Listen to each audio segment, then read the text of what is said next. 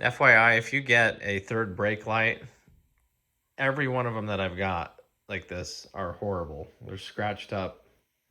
That's just normal. It's like they threw these all in one big parts bin once they were done with them. But I have never seen a new one that looks like mint condition. So just so you know, that's normal.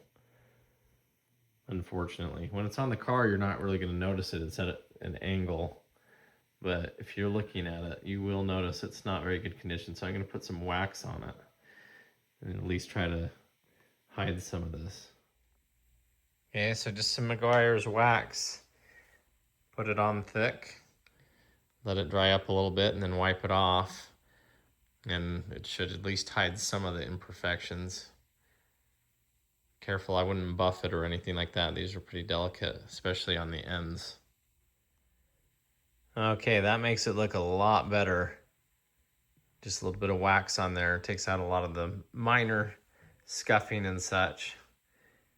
Looks a lot better than how these come.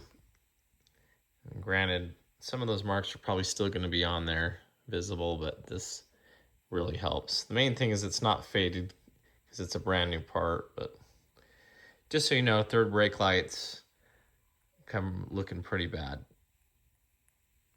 But it is a Ford original.